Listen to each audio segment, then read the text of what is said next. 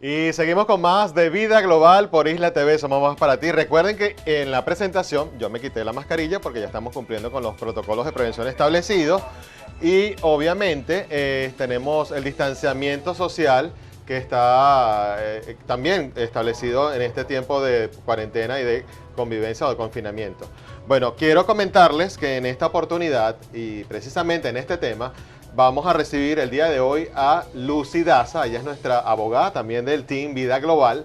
Y el día de hoy estaremos hablando del decreto del estado de alarma para atender la emergencia sanitaria del COVID-19 y todo lo que implica el decreto, la gaceta, las actividades que han sido de alguna manera flexibilizadas. Todo eso es importante tenerlo en cuenta y sobre todo el marco legal que establece este tipo de acciones que ha emprendido el Ejecutivo Nacional ante esta emergencia sanitaria. Así que le damos la bienvenida, obviamente felices de tenerla en el estudio y que nos dé esas clases magistrales legales y que por supuesto está adaptada para todos nuestros televidentes. Lucy, un placer tenerte con nosotros. Muchísimas gracias, el placer es mío, pues poder contar con mi presencia en estos tiempos de coronavirus, de pandemia y de confinamiento.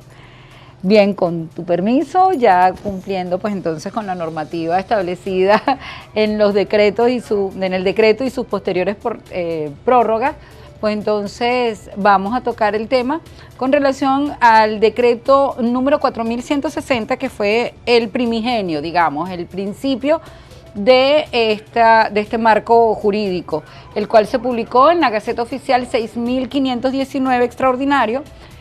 Como te dije, el día 13 de marzo fue decretado y posteriormente este decreto tenía una vigencia de 30 días. Entonces, vencidos estos 30 días y en vista que era posible su postergación, el Ejecutivo Nacional, de conformidad con lo que establece el mismo artículo 338, que era posible pues postergarlo con 30 días posteriores a su vencimiento, pues entonces el día 12 de abril se postergó, se llevó su primera prórroga de acuerdo al decreto número 4186, el cual fue publicado en la Gaceta Oficial 6528 extraordinario, donde se establecían exactamente las mismas condiciones del artículo del decreto primigenio.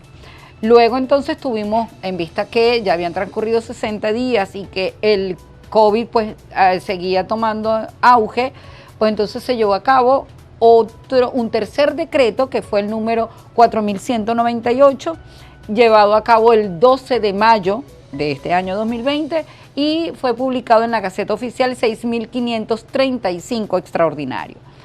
Una vez que tenemos entonces este decreto, esta postergación, tenemos entonces 30 días posteriormente y tenemos un último decreto, que sería entonces el de la semana pasada, el día 11 de junio, se posterga entonces mediante el decreto 4230, que fue publicado entonces en la Gaceta Oficial 6542, también extraordinario.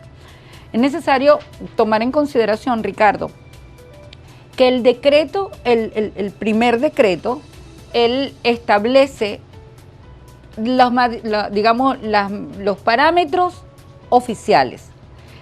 Luego entonces con las prórrogas posteriores nos venimos entonces ubicando que es exactamente el mismo decreto, pero va entonces variando en determinadas situaciones. Es decir, se ha venido llevando a cabo lo que se denomina la flexibilización de todo esto. Pero en principio es necesario entonces tomar en consideración qué es lo que regía, lo que establecía el decreto el decreto de alarma de conformidad en el marco del COVID-19. Ahora, es importante, Lucy, destacar el hecho de que este decreto se encuentra fundamentado en el artículo 338 de la Constitución. De la Constitución Nacional, es correcto. Cuéntanos un poco sobre eso. El artículo 338 de la Constitución es el que prevé una situación de conmoción nacional que requiere entonces tomarse medidas por un periodo de 30 días consecutivos y que esto pudiera ser prorrogado. Entonces, el primer decreto el estado de alarma se decreta con fundamento al artículo 338. No es lo mismo que el estado de excepción, que eso es otra situación en este caso, que mucha gente empezó a confundir cuando se dictó el decreto de excepción, que es la postergación que tenemos nosotros, un estado de excepción desde el año 2017, con las medidas económicas. Entonces, lo que tenemos nosotros es un estado de alarma, que es lo que establece el artículo 338. Entonces, cuando el Ejecutivo Nacional decreta el estado de alarma, tiene que hacerlo de manera pormenorizada en el sentido de decir por qué lo está decretando, digamos los considerandos que tenemos entonces al principio, considerando que existe entonces la pandemia a nivel mundial, que ha sido decretado por varios países, considerando que Venezuela pues entonces se encuentra en un estado especial, entonces se decreta entonces las medidas bajo las cuales se van a regir.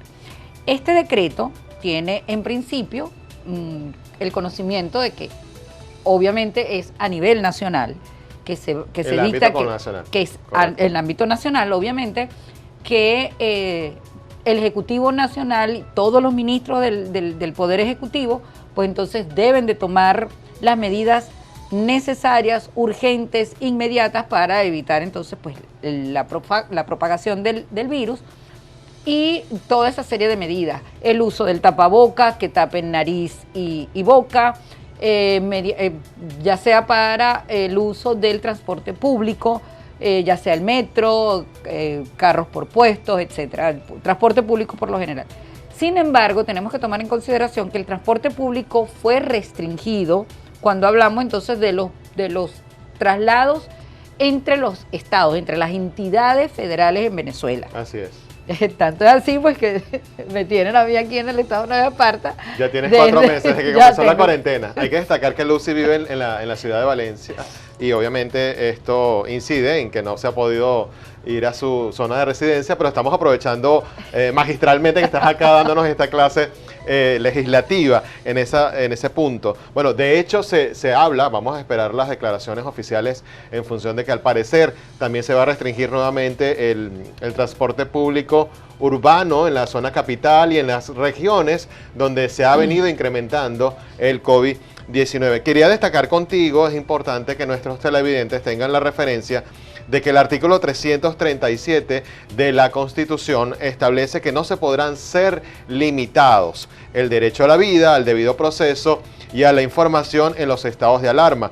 También, además de otros derechos de manejo especial, conforme a lo previsto en el artículo 7 de la norma constitucional. Eso quise destacarlo porque obviamente comenzamos nuestro segmento hablando de estado de alarma, comprendiendo un poco a qué se refiere este decreto que se ha prorrogado por medidas sanitarias. También es importante destacar por qué se ha prorrogado. Bueno, las razones todos obviamente las sabemos y eso está referido a ciertas limitaciones que tenemos los venezolanos con la cuarentena social, el confinamiento y todos esos aspectos. Y también queríamos destacar que el derecho a la personalidad jurídica, la protección de la familia y la igualdad ante la ley y la nacionalidad, que son derechos fundamentales, ¿no? Sí, y es importante tenerlo en cuenta, Ricardo, que entonces la gente en oportunidades dice, pero bueno, si tenemos este estado de conmoción, no podemos trasladarnos de un estado a otro porque hay venezolanos que se están viniendo de otros países y que pueden pregunta, entrar. Muy buen planteamiento, entonces, es importante saberlo. Es importante entonces que el derecho a la nacionalidad nosotros no lo perdemos, nunca. Nosotros incluso tenemos el derecho a la doble nacionalidad y nosotros nunca perdemos la nacionalidad venezolana, de conformidad con lo que establece la Constitución de 1999, promulgada en el año 2000.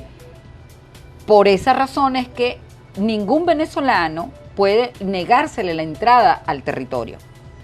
Entonces, por esa razón, nosotros tenemos entonces con nacionales entrando de manera diaria por cualquiera de las vías que lamentablemente pues el contagio se ha proliferado porque usan entonces trochas, porque tendrían entonces que llevarse a cabo cuarentenas, confinamientos en determinados sitios de la el frontera. protocolo, y es importante destacar eso también de forma legal, ¿no? Sí. El hecho de que los connacionales entren al país nuevamente requiere un protocolo de prevención donde eso está un establecido, sistema ¿no? de aislamiento, un sistema de cuarentena por si tiene el COVID-19, obviamente no llegue a propagar este virus en la localidad donde vaya a residir. Bueno, definitivamente en nuestra familia como que han sucedido todas las situaciones que se van presentando dentro del decreto, porque tengo a mi hermano que estuvo de viaje en Brasil, él se encontraba en Manaus, y pues mi hermano se encuentra en estos momentos aislado en un sitio en la frontera de Venezuela con Brasil, y allí tiene más de un mes porque no ha podido entonces ingresar al país por toda esta situación. No, y en este punto, y es bueno destacarlo con los televidentes, porque pueden decir, bueno, pero mi derecho a libre tránsito, que quiero ingresar al país, tenemos que tener conciencia, porque recordemos que si nosotros venimos de otra nación, es posible que en la localidad donde nosotros estábamos exista la propagación del virus. Sí. Y si vamos a ingresar al país y vamos a llegar a nuestro destino, que es nuestra casa, o compartir con nuestros familiares, sé que para ninguna persona es fácil el hecho de estar confinado, y más si estás ingresando y estás regresando a tu país. Pero hacemos un llamado al entendimiento, a reconocer que ese punto es importante. Vamos a ir a la pausa y al regreso vamos a hablar un poco del sistema de flexibilización, este 7x7, cuáles son las actividades que están enmarcadas en este punto, y sobre todo entender, porque también en el ámbito económico es difícil el hecho de que puedas abrir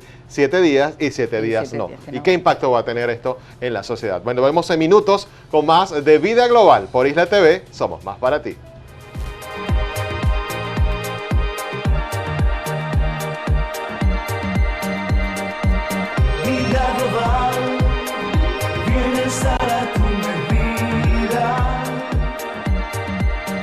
Usted está viendo Vida Global.